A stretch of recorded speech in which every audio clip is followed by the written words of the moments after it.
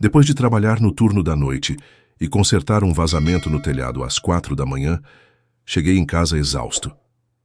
Minhas costas doíam, minhas mãos até sangravam por causa das telhas. Pensei em tirar uma soneca de 1 hora, mas acordei com minhas roupas enfiadas em sacos de lixo, minha carteira vazia e um bilhete na geladeira. Você é um peso morto, saia. Minha esposa estava parada na porta de braços cruzados, enquanto meu enteado sorria e me jogava as chaves da minha própria caminhonete.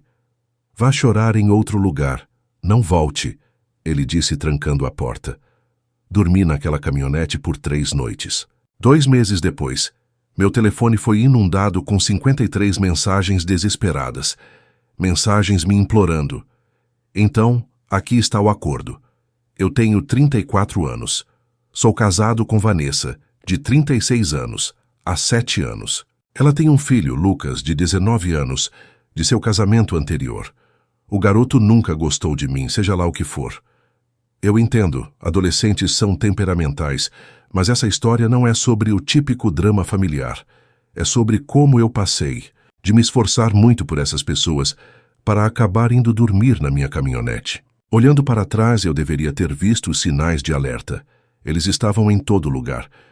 O jeito que Lucas acidentalmente quebrava minhas coisas, o jeito que os olhos de Vanessa ficavam vidrados sempre que eu falava sobre trabalho, os comentários constantes sobre eu não ganhar dinheiro suficiente, as sacolas misteriosas de compras que apareciam, mesmo quando nosso cartão de crédito estava estourado novamente. Mas você sabe como é. Quando você está no meio disso, você dá desculpas, acha que as coisas vão melhorar, se lembra dos bons tempos. Eu trabalho em turnos noturnos. Sim, é uma droga. E eu acabei de terminar um período brutal de 12 horas. Na última terça-feira, estava chovendo torrencialmente e recebi uma mensagem de Vanessa por volta das 3h30 da manhã, dizendo que nosso telhado estava vazando na sala de estar. Ótimo, exatamente o que eu precisava depois de ficar de pé. A noite toda, pensei. Dirigi para casa na tempestade, peguei minhas ferramentas na garagem e subi lá no escuro, apenas com meu farol. O vento uivava, a chuva caía de lado. Tudo o que encontrei foi o problema. Algumas telhas se soltaram e eu consertei o melhor que pude. Levou cerca de 1 hora. Quando terminei, minhas costas pareciam que alguém tinha me dado uma tacada de beisebol e minhas mãos estavam sangrando, de tanto raspá-las nas telhas. Lembro-me de pensar, enquanto descia aquela escada às 5 da manhã, encharcado e machucado em todos os lugares. Pelo menos eu consertei, pelo menos eles ficarão felizes com isso.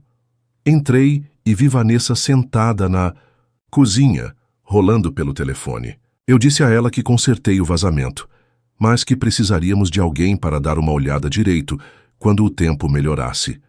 Ela mal olhou para cima, apenas meio que resmungou. Legal. Obrigada pelo reparo, mas tanto faz. Eu estava cansado, demais para discutir. Lembro de dizer que precisava dormir um pouco antes de lidar com qualquer outra coisa. Meu plano era tirar uma soneca por talvez 1 hora e depois levantar para lidar com os danos causados pela água na sala de estar. Eu nem tomei banho, apenas desmoronei na nossa cama, ainda com minhas roupas molhadas. A próxima coisa que eu sei é que estou sendo sacudido para acordar. Abri meus olhos para ver Vanessa parada sobre mim, braços cruzados, rosto como uma tempestade. Lucas estava encostado no batente da porta, com um sorriso que ainda consigo ver quando fecho meus olhos. Pensei que talvez tivesse dormido muito. Verifiquei meu telefone. Eram apenas 9h30. Foi quando notei os sacos de lixo. 3 grandes sacos de lixo pretos estavam perto da porta do quarto, abarrotados.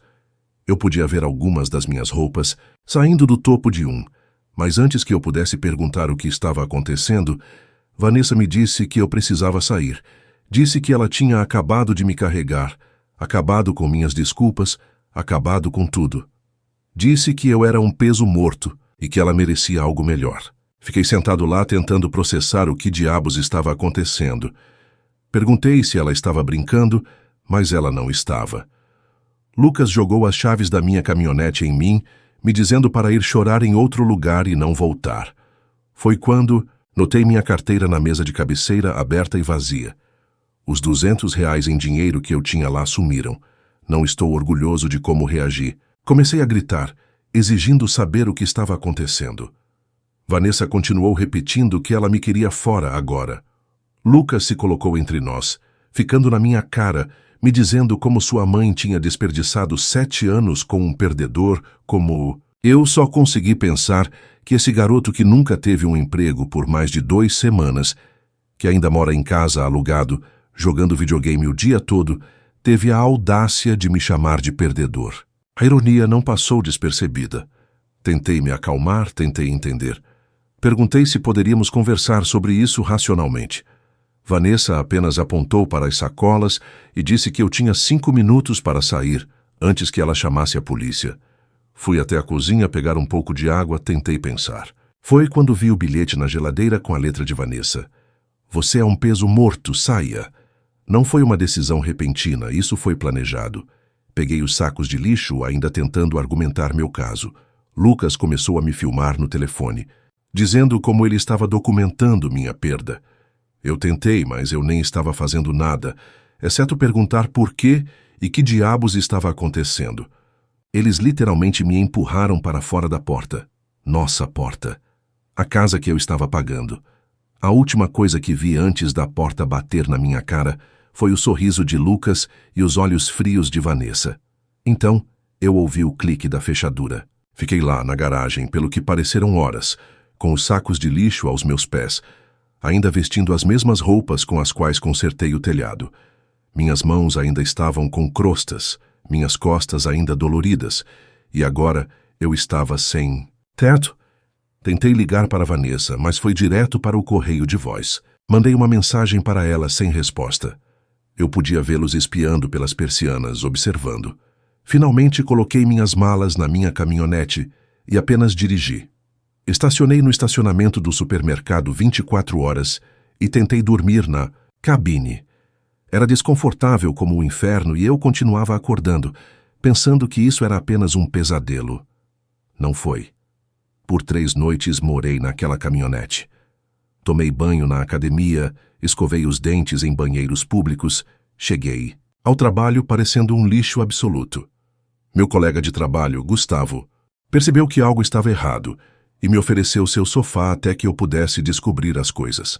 A primeira coisa que fiz quando tive acesso a um computador foi verificar nossas contas conjuntas. 7 anos de casamento. E ela levou tudo o que tínhamos economizado. O que não era muito, mas mesmo assim era considerável.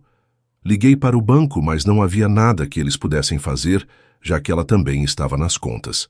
Liguei para as empresas de cartão de crédito e descobri que ela tinha estourado o limite de nossos 2 cartões nos dias antes de me expulsar. Enquanto isso, minhas ligações e mensagens não foram atendidas. Passei de carro pela casa uma vez e vi Lucas com carros de amigos na garagem. Eles estavam dando uma festa na minha casa enquanto eu dormia no sofá de Gustavo. Foi quando algo em mim mudou. A confusão e a mágoa começaram a endurecer e se transformar em outra coisa. Algo frio e determinado. Parei de ligar, parei de mandar mensagens, comecei a fazer planos. Em vez disso, consegui um pequeno apartamento com a ajuda de Gustavo. Abri novas contas bancárias, fui trabalhar, mantive minha cabeça no lugar. Comecei a documentar tudo. Já faz 1 mês desde que ela me jogou para fora como lixo. 1 mês reconstruindo minha vida, literalmente. 1 mês engolindo meu orgulho e aceitando ajuda de pessoas que mal conhecia. 1 mês de raiva crescendo dentro de mim, me mantendo acordado, à noite. Mas aqui está a coisa que esses 2 não sabem. Eu não sou do tipo que simplesmente se rende e aceita. Tenho trabalhado duro a vida inteira. Eu sei como suportar. Eu sei como esperar e eu sei como lutar. Da próxima vez que eu postar, eu vou te contar sobre o que descobri quando finalmente falei com um advogado. Vamos apenas dizer que Vanessa e Lucas não têm ideia do que está por vir, porque quando você joga alguém fora como eles fizeram, às vezes ele volta como seu pior pesadelo. Então, já faz pouco mais de 1 mês desde que Vanessa e Lucas me expulsaram da minha própria casa. Muita coisa aconteceu. Apertem os cintos porque isso vai ficar selvagem. Primeiro, estou instalado em um pequeno apartamento estúdio agora. É basicamente uma caixa de sapatos com um banheiro, mas é meu. Gustavo me ajudou a encontrá-lo. O cara tem sido uma rocha sólida durante tudo isso. Depois de ficar preso no sofá por 2 semanas, eu precisava do meu próprio espaço, mesmo que isso significasse morar em algum lugar que fizesse um dormitório de faculdade parecer luxuoso. As paredes são finas como papel. O chuveiro leva 5 minutos para esquentar. O micro-ondas e a geladeira não funcionam ao mesmo tempo sem desarmar o disjuntor. Mas cada noite que durmo aqui é outra noite. Estou reconstruindo minha vida, um passo de cada vez. Algo estranho aconteceu há cerca de 2 semanas. Estava tomando café no posto de gasolina antes do trabalho e adivinha quem eu encontrei? A prima de Vanessa, Juliana. Essa mulher nunca gostou de mim, sempre me deu um ombro frio em reuniões de família, mas lá estava ela, parecendo desconfortável, evitando contato visual enquanto esperava seu pedido. Eu estava prestes a ignorá-la, quando ela, de repente, veio e perguntou como eu estava com essa voz estranha e culpada. Eu dei a ela uma resposta genérica. Foi quando ela soltou a bomba. Aparentemente, Vanessa estava planejando te expulsar por meses, falando sobre isso em reuniões de família, dizendo a todos que eu era um peso morto, inútil e preguiçoso. Disse que estava planejando a melhor maneira de fazer isso. Não consegui raciocinar direito. Minha esposa estava literalmente planejando me jogar para fora como lixo. A pior parte, de acordo com Juliana, o vazamento do telhado naquela noite nem era real. Vanessa tinha quebrado algumas telhas e jogado água lá com a mangueira para criar uma emergência plausível que me cansaria. Ela sabia que eu subiria lá, na tempestade, para consertar. Ela me queria exausto e vulnerável. Quem faz isso?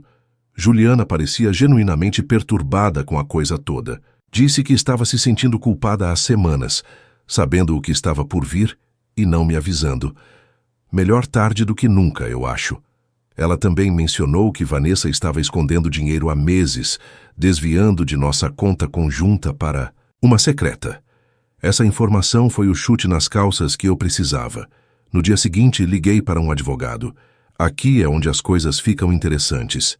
O advogado, chamado Roberto, perguntou sobre a casa, cujo nome estava na escritura. Percebi que, na verdade, não sabia que a casa tinha sido do meu avô. Quando ele faleceu há 5 anos, eu a herdei.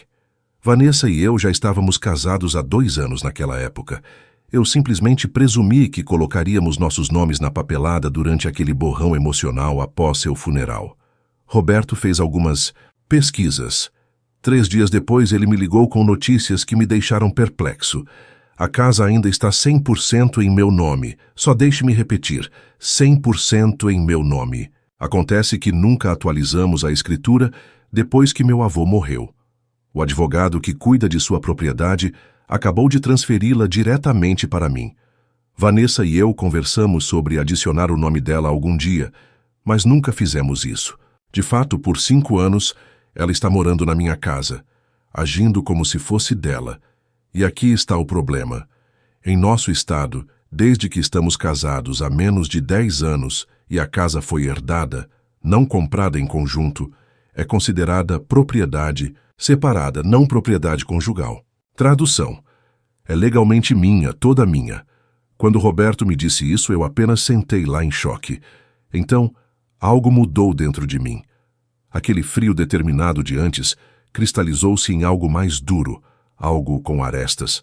Passei a semana seguinte documentando tudo. Consegui cópias de todos os extratos bancários, mostrando as contas liquidadas. Imprimi os extratos do cartão de crédito, mostrando a maratona de compras de Vanessa, antes de me expulsar. Documentei todas as mensagens de texto e ligações que ela ignorou. Enquanto isso, foquei em estabilizar minha situação. Peguei turnos, extras, comecei a trazer meu próprio almoço. Em vez de comprá-lo, cancelei todas as assinaturas. Cada real economizado era outro tijolo na fundação que eu estava reconstruindo. À noite, às vezes me pegava abrindo as redes sociais, mesmo sabendo que isso me irritaria. Com certeza, Vanessa e Lucas estavam postando fotos das reformas que estavam fazendo na minha casa, com meu dinheiro. Uma nova TV montada na parede, a cozinha sendo repintada, o quarto de Lucas recebendo uma configuração de jogos sofisticada. Mas eu não comentei, não reagi. Apenas tirei capturas de tela, adicionando-as ao meu arquivo de documentação. Evidências de como eles estavam gastando o dinheiro que roubaram de mim. Roberto me aconselhou a começar a separar nossas finanças. Completamente. Eu cancelei os cartões de crédito conjuntos, removi Vanessa como beneficiária do meu seguro, mudei todas as minhas senhas, cortando todos os laços financeiros que eu poderia encontrar. Foi quando descobrimos algo que fez meu sangue gelar. Vanessa tinha feito um empréstimo pessoal, usando a casa como garantia. Minha casa, sem meu conhecimento ou consentimento. O empréstimo era de 25 mil. Roberto ficou chocado. Isso é fraude pura. Ela falsificou minha assinatura no documento. Eu nunca vi um centavo desse dinheiro, mas eu sou supostamente responsável por isso. E o que ela tem feito com 25 mil de dinheiro de empréstimo fraudulento? Com base nas postagens nas redes sociais, ela está reformando minha casa e comprando um carro para Lucas. Um carro com meu dinheiro roubado e minha assinatura falsificada. É como assistir alguém roubar sua casa em uma transmissão ao vivo e não poder fazer nada a respeito, exceto que agora eu posso fazer algo. Roberto tem construído metodicamente nosso caso, reunindo evidências da fraude, preparando o documento legal. Não vamos apenas recuperar minha casa. Vamos garantir que haja consequências para o que eles fizeram. O plano está definido. A papelada estará pronta em 3 dias. Eles vão ter a surpresa de suas vidas. Ontem, eu passei pela casa, minha casa, pela primeira vez em semanas. Eles pintaram a porta da frente de uma cor roxa horrível.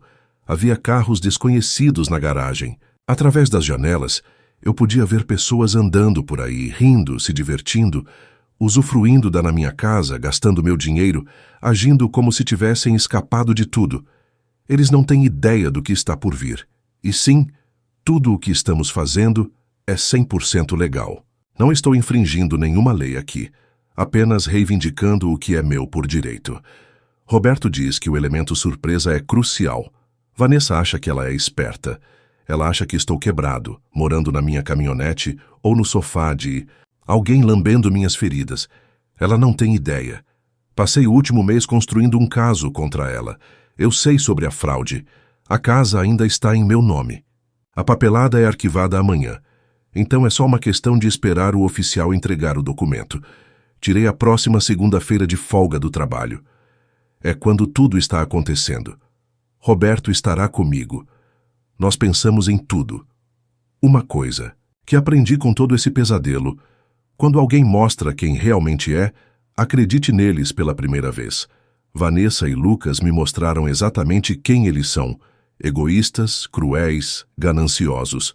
Agora estou prestes a mostrar a eles exatamente quem eu sou. E eu não sou o capacho que eles pensam que eu sou. Eu sou a tempestade que eles nunca viram chegando. Então segunda-feira aconteceu. E eu estou sentado aqui na minha casa, agora mesmo, no meu sofá, bebendo minha cerveja, tentando processar tudo o que aconteceu nas últimas 48 horas. Vai ser longo, mas prometo que vale a pena ler assistir até o final. Na segunda-feira, às 08h27 da manhã, estou estacionado na rua da minha casa, com Roberto, meu advogado, ao meu lado no carro dele. Meu estômago está dando cambalhotas. Eu não tinha dormido mais do que 3 horas na noite anterior. Continuei, tendo esses sonhos estranhos onde eu aparecia, e a casa tinha sumido. Apenas um grande terreno vazio. Mas lá estava a casa do meu avô. Minha casa, com aquela porta roxa feia que Vanessa pintou. O carro novo de Lucas na garagem, comprado com meu dinheiro obtido de forma fraudulenta. 2 outros carros que não reconheci estacionados na rua. Às 8h59, o carro do xerife parou bem na hora. Eu dei a ele 1 minuto para caminhar até a porta. Então Roberto e eu seguimos, com o coração batendo tão forte que eu podia senti-lo na garganta. Fiquei um pouco para trás, não querendo que Vanessa batesse a porta antes que o oficial pudesse entregar os papéis. Através dos painéis de vidro ao lado da porta, eu podia ver movimento lá dentro. Então, a porta se abriu. Lucas, parado, ali com um short de basquete e sem camisa, parecendo confuso como o inferno. E então para o oficial em nossa varanda, às 9 horas, numa segunda-feira. Atrás dele, eu avisto Vanessa correndo, amarrando um hobby em volta de si. Eu não conseguia ouvir tudo, mas eu vi o momento exato quando o oficial entregou a pilha de documentos. Vi o rosto de Lucas mudar de confuso para chocado. Vi Vanessa pegar os papéis, olhos examinando freneticamente. Então, ela me viu parado atrás do oficial. Gente, o rosto dela... Eu queria ter uma foto daquele momento, quando ela percebeu que não estava mais no controle, quando ela percebeu que estava com o cara errado. Aquele momento valeu cada noite que passei na minha caminhonete, cada jantar de apenas macarrão no meu apartamento de merda, cada lágrima que eu engoli. O oficial explicou que eles tinham 48 horas para desocupar o local. Foi quando Vanessa se perdeu. Começou a gritar que era a casa dela, que eu estava assediando ela, que ela chamaria a polícia. O oficial, que era a polícia, apenas apontou para os documentos legais e disse que tudo estava em ordem. Lucas tentou ficar agressivo, andando em minha direção com o peito estufado. O oficial encerrou isso bem rápido. Roberto calmamente os conduziu pelos fatos. A casa estava somente em meu nome. Eles tinham cometido fraude financeira ao fazer empréstimos, usando propriedades que não eram suas. Eles esvaziaram contas conjuntas e roubaram dinheiro da minha carteira. Todas as acusações apoiadas por documentação. A expressão em seus rostos quando ele contou tudo não tem preço. Realmente, não tem preço. Vanessa mudou de tática, passando de raiva para lágrimas. Em 2 segundos e meio, começou a soluçar sobre como eu não podia simplesmente jogá-los fora, para onde eles iriam. Como eu poderia fazer isso depois de anos juntos? Eu apenas fiquei lá em silêncio, deixando sua performance acontecer. Foi quando Lucas cometeu seu erro. Me chamou de perdedor patético, que provavelmente voltaria rastejando depois de uma semana morando sozinho. Disse que sua mãe só tinha ficado comigo por pena. Roberto me aconselhou a ficar calmo, não importa o que acontecesse, mas algo em mim quebrou. Olhei Lucas bem nos olhos e disse que ele tinha exatamente 48 horas para tirar as coisas dele da minha casa antes que eu jogue tudo fora, tudo que foi deixado para trás, e leve para o lixão, incluindo seu precioso equipamento de jogo que meu dinheiro havia pago. O oficial os avisou para não danificar nada ou remover acessórios da casa. Todas as reformas que eles fizeram legalmente são minhas agora. A TV chique que eles montaram na parede são minhas. Os novos eletrodomésticos são meus. Nós os deixamos parados ali, olhando para a papelada, a realidade finalmente afundando. Eu me senti mais leve do que me senti em meses, enquanto caminhava. De volta para meu carro. Mas o verdadeiro show estava apenas começando. Cerca de 3 horas depois, meu telefone começou a tocar. Vanessa ligando, mandando mensagem e ligando de novo e de novo. Ignorei tudo. Roberto me disse para não me envolver. Diretamente, tudo precisava passar por ele agora. À noite, eu tinha 17 chamadas perdidas e 23 mensagens, tudo. Desde ameaças até choros de por favor volte a ficar comigo. As capturas de tela de todas elas foram direto para Roberto. Na manhã seguinte, terça-feira, verifiquei meu telefone e quase o deixei cair. 53 mensagens durante a noite. Mensagens de voz, mensagens de texto, DMs em todas as plataformas sociais que já compartilhamos, e-mails, até mesmo uma carta passou por baixo da porta do meu apartamento. Como ela encontrou meu endereço, eu ainda não sei. As mensagens começaram, com raiva, depois barganha, depois pânico total quando ela percebeu que eu não estava blefando. As últimas eram quase incoerentes, falando sobre como ela mudaria, como ela cometeu um erro terrível, como Lucas estava arrependido. Duvido. A última, enviada às 4h13, apenas dizia: por favor, vida, não temos para onde ir, nem dinheiro, nada. Por favor, fale comigo. Enviei uma resposta sob a direção de Roberto. Toda a comunicação deve passar pelo meu advogado. As informações de contato dele estão nos documentos que você recebeu. Então, eu a bloqueei em tudo. Na quarta-feira de manhã, o prazo de 48 horas. Roberto e eu encontramos o oficial. O oficial já estava na casa novamente, às 9 em ponto. Eu meio que esperava que eles se barricassem lá dentro, mas para minha surpresa, houve uma resposta rápida deles. O carro de Lucas tinha sumido. Os outros carros também. Vanessa estava parada na varanda, olhos vermelhos e inchados. Lucas em lugar nenhum. Ela tentou se aproximar de mim quando eu saí do meu carro, mas o oficial se colocou entre nós.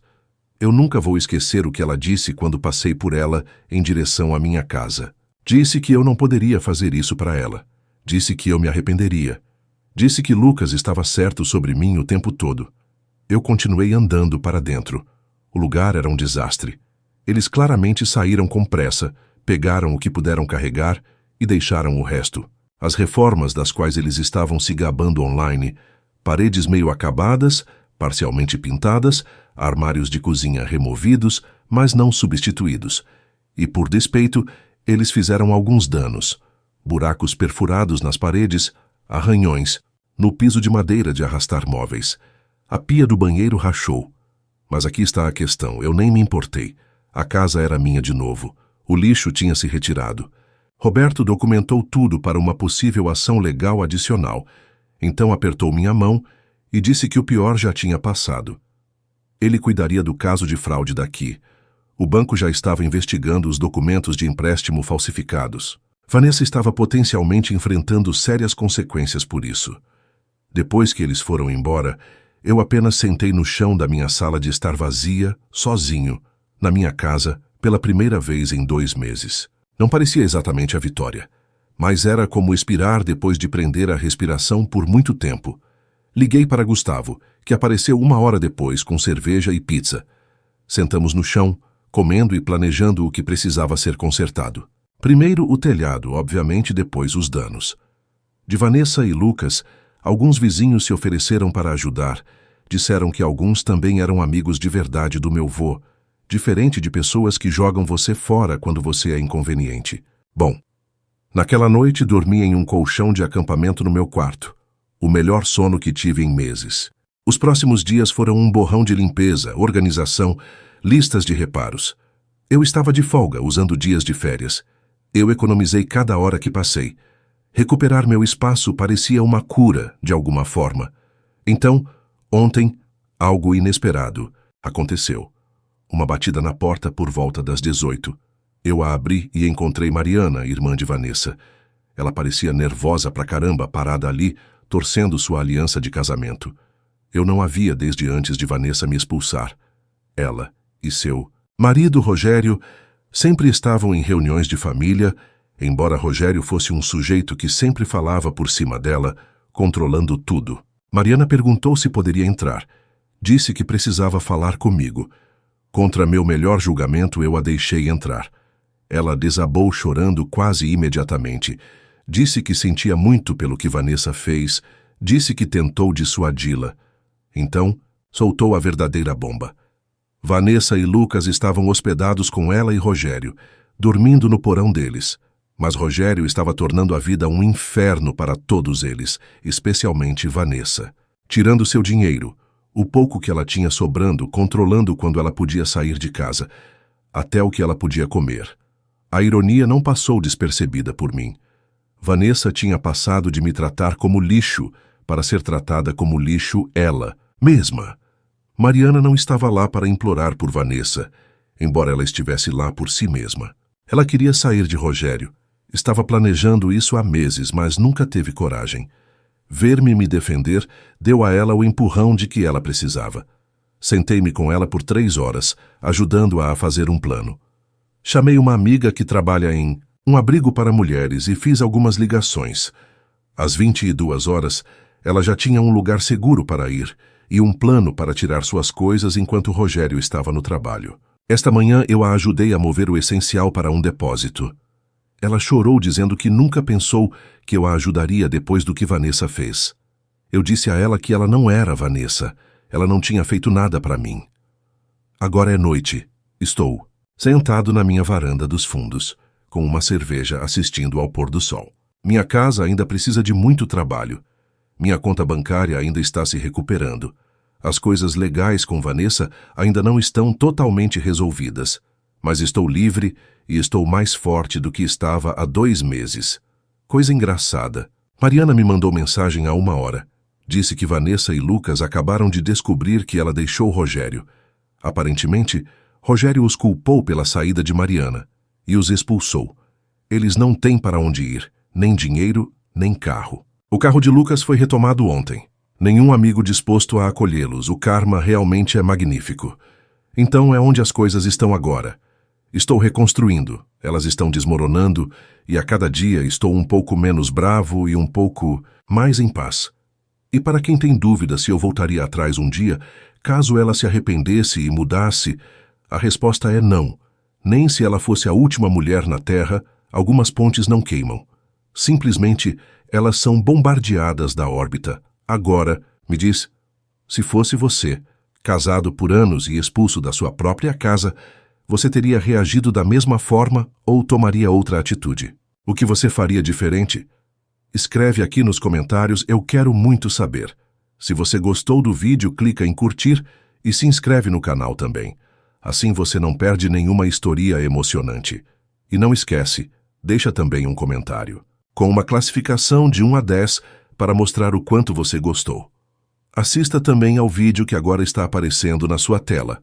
Até breve.